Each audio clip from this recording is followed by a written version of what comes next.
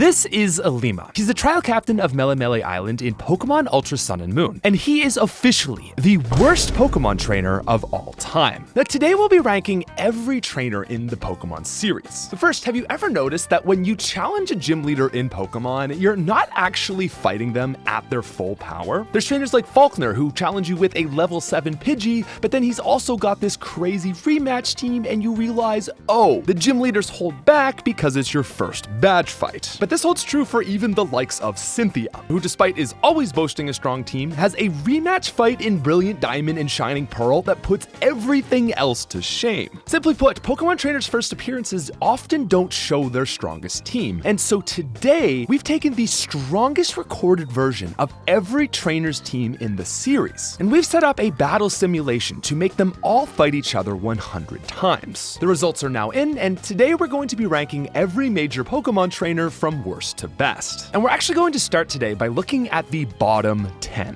which starting at bottom 10 is Kiwami of Ultra Sun. The best team we ever see from this guy is a team of an Arcanine, Talonflame, and Alolan Marowak. Not only does this guy have mid coverage and mono typing, but only having 3 Pokemon is a pretty terrible strategy when you're playing in a format that uses 6. And this is actually going to be a really common theme of the bottom 10. Number 9 is Wolfric of X and Y, who never shows a team with more than 3 Pokemon. And actually, on that note, the leaders of X and Y are garbage. Every single X and Y gym leader ranked in the bottom 10. If you were wondering, Kalos is by a huge margin the weakest region of the series. Olympia, X and Y psychic gym leader, is 8, electric user Clement is 7, and then Corinna takes 6. Now I should also mention that because this is a tournament format, we've made all Pokemon the same level, but that can still only go so far when you're a gym leader with 2 Pokemon. Now next, Viola, the bug trainer and first gym leader of X and Y, ranks 5th worst. See this right here? We're not using her first team. This is her rematch team at the very end of the game. Ramos, the grass specialist, yes, also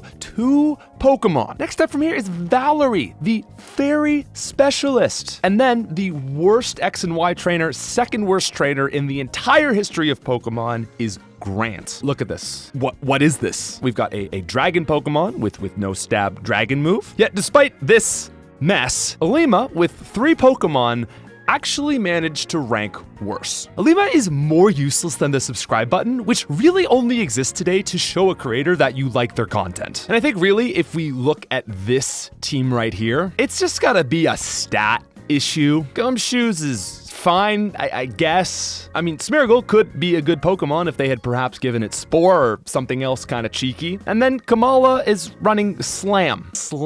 This team was pitted against the likes of BDSP Cynthia's final rematch team. Not good, ladies and gentlemen, just not good. Now moving on from here, we actually decided to throw in a couple Emerald Frontier brains, and Lucy is ranking 145th. After Lucy, we have Mallow from Sun and Moon. And then at 143, we see Opal, who is our first trainer from Sword and Shield. Now with only 3 Pokemon, Opal understandably ranked low, but she actually had some of the most insane upsets of the whole tournament. With just 3 Pokemon, she edged out 84 wins against Claire's team of 3 pseudo-legendaries. She got 63 wins against Lance, and even crazier than that, Opal ranked 143, 32 wins against the top-ranked trainer on this list. I can't say who that is just yet, so you're just gonna have to trust me when I say that that is supremely impressive. Now, moving on from here was Lana, followed by Drasna, and then Koga's Heart Gold and Soul Silver rematch team at 140. Okay, so just think for a second. Koga appears in Red, Blue, and Yellow, Gold, Silver, Crystal, Fire Red, Leaf Green, Heart Gold, Soul Silver, Pokemon Let's Go Eevee and Pikachu, and he's also in the Black and White 2 Pokemon World Tournament. Koga may have the most appearances in the entire series. Despite that,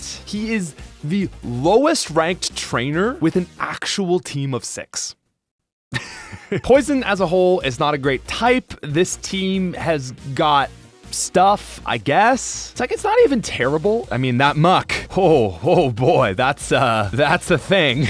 Now moving on from here, 139 sees Frontier Brain Greta, followed by Milo's Winden Stadium rematch team in Pokemon Shield. While not a great performance for the guy, Milo's most notable achievement was beating Emerald's champion Wallace 72 out of 100 matches. And I think that this goes to show how impressive this tournament and the teams of Pokemon really are. As we dove into this battle matrix, you see that it's just littered with tons of upsets. First gym leader just wiping the floor with another league's champion. Just goes to show how good some of these like final rematch teams are, and we are only at the 138th spot. Now at 137, we have rock-themed Elite Four Olivia with their Ultra Sun and Moon's rematch team, followed by Nessa's champion tournament team. Next, the Steel Legend Peony Sword and Shield rematch team is at 135. At 134, we then see one of X and Y's higher, yet still pathetic rankings with Fire Specialist Malva. I think it's really Chandelore's contribution that did the most for this ranking. Now next at 133, we see Johto also taking claim of the second lowest ranked full team with Will, which is actually quite surprising because overall it's not that bad of a team. Like in comparison, take Lucian's Pure Psychic team that ranks in the top 30. Quite similarly, he's got a Slowbro, Bronzong, and Gallade, but really the difference here is that it just comes down to having items and then amazing coverage. And this will be a common theme as we go through this list, that the teams with great coverage ended up doing obviously very well. Now 132 again sees X and Y's Wickstrom followed by Byron with the third lowest full team. And I was really surprised to see this one given how high some Steel users ranked. And so I think despite having solid coverage, Byron has 3 Pokemon 4 times weak to ground. You'll notice that a lot of these rematch teams love to sprinkle in Earthquake whenever they can, and so I think this was to Byron's demise. Now from here, Nanu sees 130, Acerola is 129, Lenora takes 4th lowest team of 6, and Rayhan takes 127. Crest gets 126, and wait,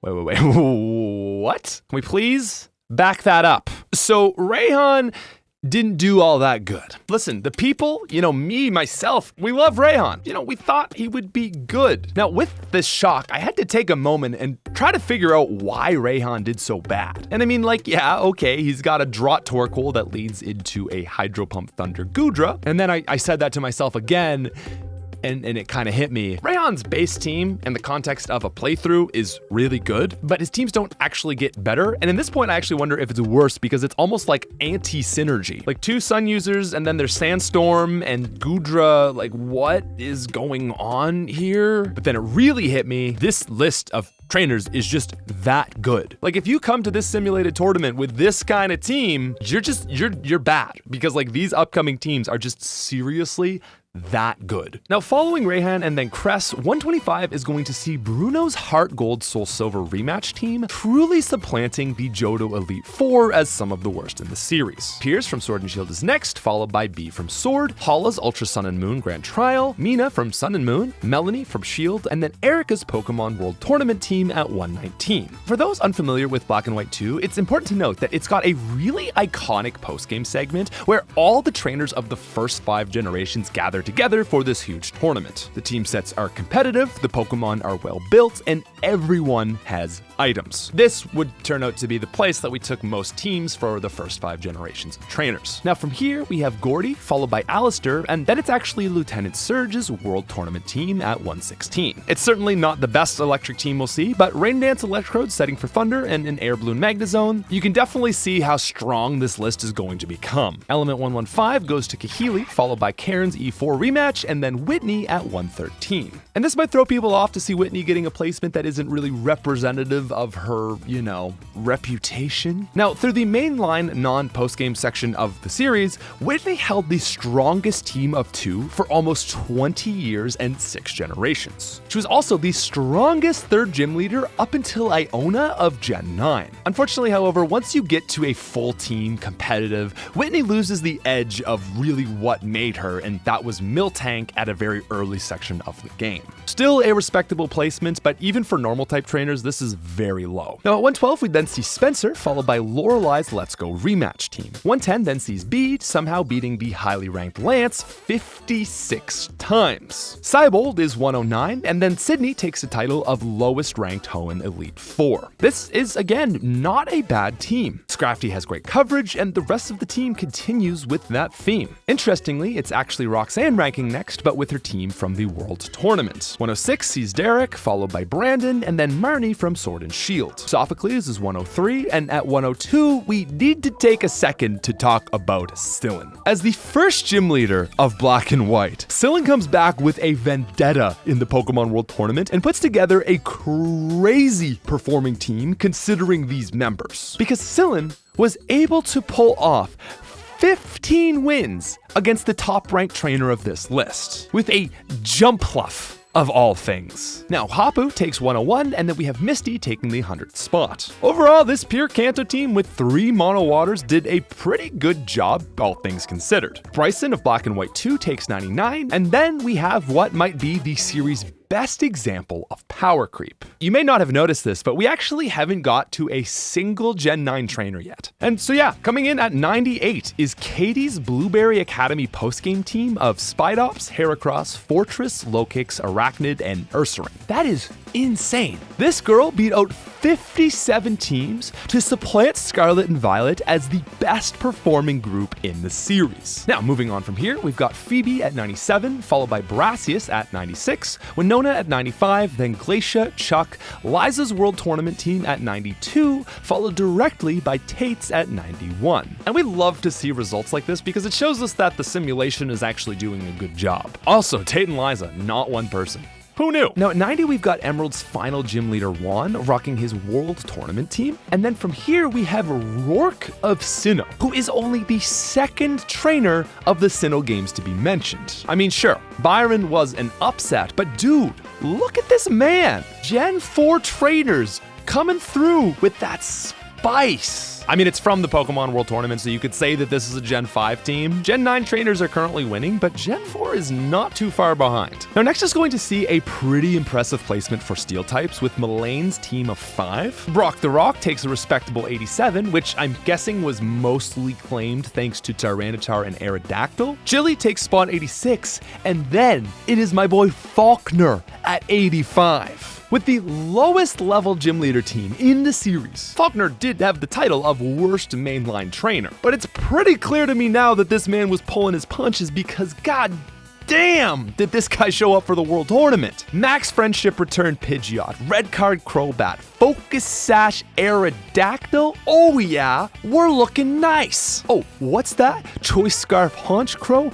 Roost Calm Zatu, wait a second. Facade, Flame Orb, Gotsuelo, Faulkner, you dirty dog, taking a page out of Emerald, Nuzlocke, I love it. What an absolute legend. Guy's just like lobbing him up for junior trainers with his level 7 Pidgey. Who knew the man could cook this hard? Also, I just want to remind you again that the levels you're seeing are just the screen caps from Bulbapedia, and every Pokemon that fought in this tournament was set to the same level 50. Now, at 84, we see Marshall, followed by Fantina, then Clay at 82, Marlin takes 81, and Skyla sees 80. The Gen 5 trainers are really starting to pop up, and we've hardly seen anything from 4 and 9. Now, 79 is going to see Let's Go Agatha's rematch, which, I mean, dude, look at this team. Like, I'm actually impressed. Sure, 2 Gengars are nice, but like to make it here with an Arbok and a Golbat? This is Agatha's best team in the series, and this performance is actually winning me a lot of respect. Losing respect, however, we've got Trace at 78, the rival blue fill-in for the Let's Go games, and man, I gotta say, let's truly go. I don't really like the Let's Go games, and I especially don't like Trace. He's just this twerpy blue copy, and I'm so happy to see him actually take the title of worst champion. You ain't blue, baby. you ain't blue. Anyway, at 77, we've got a decently impressive showing from Ghost Specialist Morty, who actually shows up pretty hard in the World Tournament. Emerald's second leader Brawley then takes spot 75, and 74 is going to see Rhyme, just our third trainer from Gen 9, who is then followed up by Gen 4's Gardenia, then Kabu, and actually Rika of Gen 9's Elite 4, who just doesn't manage to pull together a strong enough post-game team to rank high. Even sadder though is at 70, we've got our boy Steven Stone. Now, given that Trace isn't a real trainer in my own personal headcanon, Steven Stone is the worst ranking true champion. Honestly, it's not expected. Steven was never a super tough champion, but it's still sad to see. He's got so much style. He's such a sick guy. Like, I've got a Metagross. He gives you a Beldum. I love him as a character so much, so I'm sad to see him rank this low. Especially because 69 is then gonna go to 4th gym leader of Hoenn Flannery, and then 68 is gonna be taken by his subordinate Drake of the Elite 4. 67 is gonna see Greevil, followed by Candace, Caitlyn, Annabelle, and then Janine, absolutely blowing her dad Koga out of the water. The mighty Sabrina will then take 62, showing us that she's managed to keep up since the days of Gen 1 Psychic Dominance. Surprisingly though, Price of Johto will then take 61, and it's Palmer taking the 60th slot. We've then got Berg taking a nice 59, followed by Maylene, showing some more representation for the Gen 4 hype train. Now at 57, I was really surprised to see Norman, a normal type trainer, but the man is actually great. Like, the eject button slacking with Giga Impact just feels very devious. And the rest of the team has just got some heavy hitters with great coverage. From here though, it's a very impressive ranking for Johto with Bugsy at 56. We then see N's final black and white team at 55. Now 54 is going to Dahlia, then Scarlet and Violet's Iona and Kofu take 53 and 52. Crasher Wake claims 51, and ladies and gentlemen, are you ready for it? With a team of 5, Giovanni manages to claim spot 50. Are you wondering how he did it? It's a little thing I like to call Mewtwo. He has a Mewtwo. There's actually a team where Giovanni has a Mewtwo. Now, next to 49, we've got the performance to really just put the nail in the coffin. It's Diantha of X and Y. Officially third worst champion. I mean, you saw the rest of the performance. I think we can agree. X and Y are the worst games. They have the worst trainers. And yeah, without her absurd level advantage, Diantha is just not that good. Now, 48 is going to be Grimsley, then Volkner, Carmen, Evis, Bertha, and finally Grusha at 43. Which is crazy to think because Grusha is not even the top ranked Gen 9 leader and is all the way up here past champions. And also in similar impressiveness, we've actually got Gen 5's Elisa up next. Nothing overly insane here, just a solid team with enough type variants to overcome the ground weakness. Similarly, Watson takes the 41st spot with an overall good, but in my opinion, not standout team. I looked all around and I don't know, it was like consistent performance, but I'm curious as to why you guys think they did so good. Now, moving on, we've got Penny from Gen 9, and I know I keep saying this, but like this next one just blows my mind. Now, next up at 39, one of the most clowned on, dunked on, just got swept by a local Tentacool who knows surfed on, lost his gym, doesn't even have Magmar, non-evolved Pokemon at the 7th gym ass. It's Blaine. Blaine's Pokemon World Tournament team. Third strongest Kanto trainer, only behind Blue and Lance. Again, I don't really get it. Like, okay, that's a pretty hot Arcanine. Ninetales, also good coverage. Charizard, putting out some heat. Magmortar, more amazing coverage. I guess that's kind of the name of the game here, is coverage. Literally everything on this team is weak to water. And still 39, dude. Blaine, GG, man. Listen, I don't know what to say, but it's impressive. Now, next up at 38 is Larry, followed by Flint, Jasmine, Tucker, Drayden, Poppy, Crispin, Wallace, Hop. 29 is Aaron, followed by Lucian, and then Tulip at 27. Tulip takes the title of Best Psychic Specialist and also top Gen 9 Gym Leader. 26 is then Arvin, and ladies and gentlemen, we have made it to the top 25. Capping out this respectable position is going to be Getsis from Black and White 2, followed by Chantal's rematch team, also in Black and White 2. But I think it's actually here at 23 that we have hit like peak trainer. Because check out Kieran here at 23. A Blueberry Academy trainer, okay? Politoed with Drizzle into the Thunder Dragonite, Focus Sash Grimmsnarl, got the Porygon Z, Incineroar, Assault Vest Hydrapple. This is the move into the upper echelon. We're past the teams of less than 6. We're past just great learn sets. And now we're into the territory of putting that onto a diverse, synergistic roster with increasingly beefy stats. Oh, and hey, perfect timing for that, as our next trainer up is actually Red from the World Tournament. Now, even with the Light Ball, this Pikachu is holding Red back by a huge margin, so I'm honestly shocked to see such a great performance. He's got the Focus Sash on Charizard, Choice Scarf Blastoise, even the Quick Claw Snorlax. It's a strong team with a diverse cast, and it's very impressive considering he has Pikachu.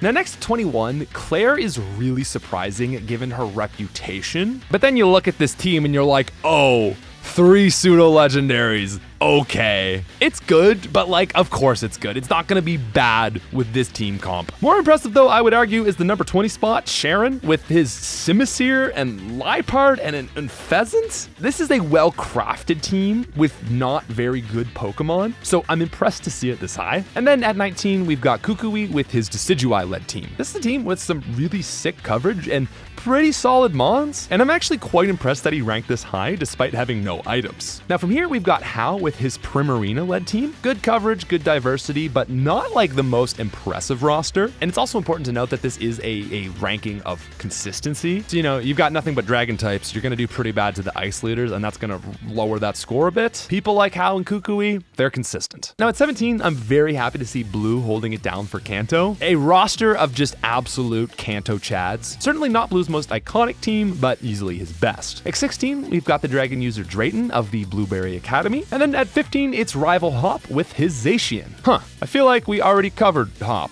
Every trainer was only supposed to get 1, and I don't know. I guess Hop got 2, but this is Hop's Zacian team, so let's just move on. Moving on to 14, I'm so happy to see Lance taking this very respectable spot. Again, you know, another 3 pseudo-legendary team, but you know, I'm happy to see the man finally getting some respect. 13 is then fairy user Lacey of the Blueberry Academy. Not really all that surprising to see a good fairy team rank high. And 12 is going to be a bit of an upset, but it's actually Mustard. The reason Mustard has been considered such a great trainer is that his only team is basically a post-game team. So when you compare other people's first fights to Mustard, he's good, but it's like once you start comparing his best team, which is really like his only team, comparing that to the other trainers just like first encounter, it makes sense why people regard Mustard so high. Moving on to number 11 with Hassel though, it's clear that once you pull out the big rematch teams, well, we've still got 10 places to go. Coming in at number 10, ladies and gentlemen, we have Volo. Volo was kind of an awkward trainer to place into this video. He doesn't use the same battle mechanics as all these other trainers. His best team also has 8 Pokemon and 2 Girantinas. So we just cut all that nonsense. We threw his 6 Pokemon in as they are, and Walmart Cynthia ended up at number 10. Now at 9, we've got the highest ranked Dragon trainer, and this is Iris's rematch challenge mode team in Black and White 2. Is she a Dragon trainer? Yes, but instead of pure Dragon, she's got a little extra spice, and this definitely gave her a huge edge. Now number 8, really surprised, is Gita. A lot of people, including myself, have come out saying that Gita is terrible, and that's true for her champion team, but in her Blueberry Academy rematch, she actually leads a Glamora with Toxic Debris. She also adds in a Dragapult, which does a lot for her. And lastly, King Gambit is her final Pokemon, which makes Supreme Overlord a whole lot more effective. I don't like Gita, but this is a really good team. This is what her actual champion team should have been, so I'm sad to see it, but still impressed. Now moving on to number 7, we've got Steel Trainer Amaris of the Blueberry Academy. It's a bunch of crack Steel types.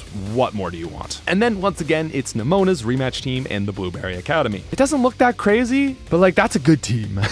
It's also probably worth noting here that in case you wanted a final conclusive answer, Gen 9 with their final rematch teams, just not even close. Most dominant region by a whole. The Gen 4 games saw the second best, and Gen 5 were the third best. X and Y were, of course, the worst. Anyway, moving into our number 5 spot. Ladies and gentlemen, it is Cynthia. I don't think there's a trainer that's given me more struggle than BDSP Cynthia, and this is a cracked team. She's literally got it all. It is so insanely built. So it's just like the fact that she is only 5th.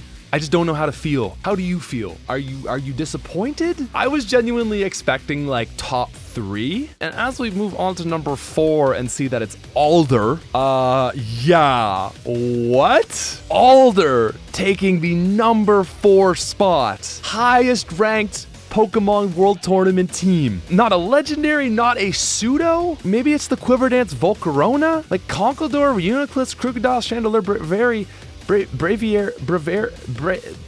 Bird. They're all good Pokemon. They've got great coverage, great moves. Like Cynthia had 49 wins, 51 losses against this guy. That to me is just really surprising. Now, moving on. Number 3, we have Leon, the Aegislash, Dragapult, Haxorus, Starter, Charizard, Rhyperior. Like to me, this is a really good team. The craziest part though is that he has no held items. And again, no Gigantamax on the Charizard, just straight team, raw dogging it to number 3. Beat Cynthia 44 out of 100 matches, beat Alder 53 out of 100. Now, moving on to our number 2 spot, it's Toro of Gen 9. So it's probably no surprise that a team of 6 legendary statted Pokemon would do really well. Iron Moth, Iron Bundle, Hands, Jugulus, Thorns, and Valiant. What do you expect? That's crazy. Managed to get here, I should also mention, again, with no items. Won 54 of 100 matches against Cynthia, 65 of 100 against Alder, 33 of 100 against Leon, and only won 26 matches against our number 1 ranked person. Person with the most wins against the number 1 ranked person was actually Nemona, which makes sense because she did rank 6th. But then so weird, with 43 wins against the number 1 ranked person, was actually Bugsy. Like the most inconsistent trainer. A lot of hard losses for this guy, almost even with the top trainer. Anyway, finally, ladies and gentlemen, the number 1 spot is going to none other than Professor Seda. Now, I'm not surprised to see her in the top 2. One is shocking. I just think from the start, everyone has considered Turo to be better, but Seda, against all the good trainers, is the most consistent. And to be fair, actually, in a 1v1, objectively better than Toro. Ladies and gentlemen, that's it. Thank you so much for watching. This has been a fun little 3-part series. We've looked at all the variations of trainers. I think this is probably fairly the most definitive. If you've enjoyed, please subscribe, and I will see you later. Take care.